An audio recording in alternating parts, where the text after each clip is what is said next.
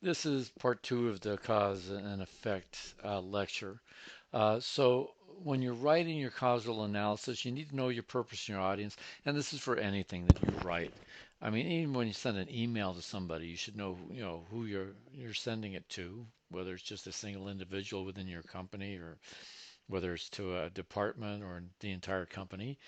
And you need to know why you're sending or why you're writing what you're writing. So, with your causes for this, what you're looking for is the significance and the relevance of the cause. You want to also make sure that the relationship is correct, and you want to ask whether or not this cause is part of a chain. And so, again, with a causal chain, what you get is a cause becomes results in an effect, and then that effect becomes a cause of its own effect.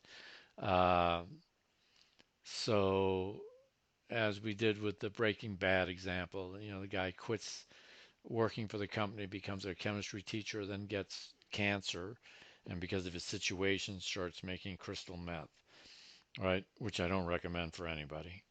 Uh, but there are other causal chains as well, such as somebody drops out of college, starts working a low-end job, gets his girlfriend pregnant, and now he's working three jobs because his girlfriend is on bed rest. They're having triplets.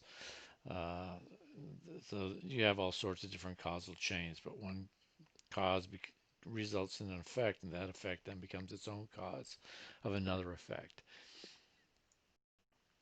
Now, the organization, the way you can organize it, if you've just got one main cause, then discuss that first. Put that at the beginning of your essay. And that makes it very easy if there's only a single cause. However, if you have more than one cause, and the problem is if they're somewhat equal, you have to decide yourself of ranking them in some way, even though they're equal. You'll have to put uh, an arbitrary hierarchy on it. You have to decide, well, this must be important first, and then this is second, whichever you think is going to work best. Now, you could end up like, I keep using the climate change 'cause that's just an easy topic to talk about. Uh, that you may have way too many causes for the length of the essay. This is a fairly short essay. So there you just pick out the two or three or maybe four of the most important. But just make sure however many you have, you can cover them in sufficient detail. One of the things you have to worry about with shorter essays is superficially covering causes and effects. So you just do like a brief discussion of it and you don't get into any depth, which you don't want to do, which is why you want to pick out just a few of the main ones if you've got a lot. And you want to make sure that you cover the effects as much as you cover the causes. The same way with the comparison, where I said you had to write as much about the one thing you were comparing as the other. Same here. You have to write, pretty much the same amount about the effects as you do the causes.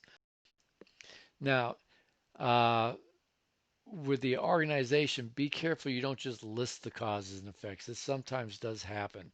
You have to make sure that you link them. You have to show their relationship. Uh, with your concluding paragraph, you have a number of choices here. One could just be how you do.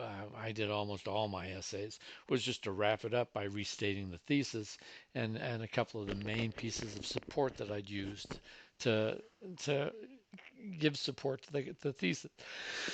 But here again, you could have a call to action. You may want your reader to do something. Maybe, again, with the climate change, you want the next time that your reader purchases a car, purchase a green car, an electric car. Or, you want your reader to contact your senator to try to get more legislation that will help uh, ease this issue of climate change. Uh, you may just want to say why it was important to get this information to your reader, what the relevance is, or predict the future if the causes are not addressed. So, and again, going to the climate change, I think what a lot of people don't realize, but the American military does, is that there's going to be a crisis of food and water in the southern parts of the world, and all those people are going to start moving north. And guess where we are? And the military understands that this is going to be a national security issue, that climate change has become that because of this.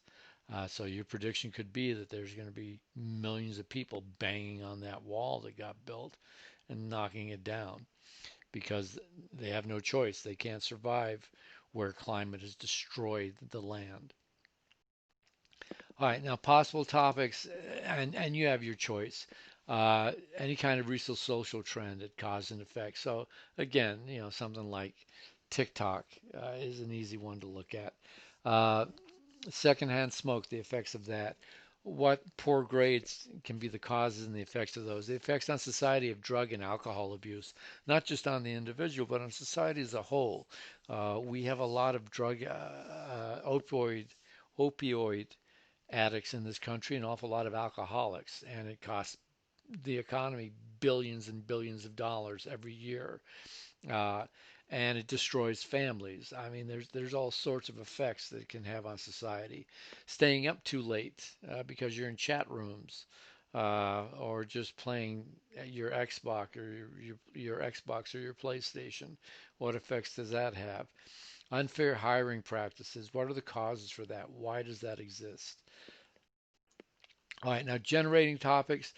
When you're doing that on your own, make sure that there's an identifiable relationship between the cause and effect.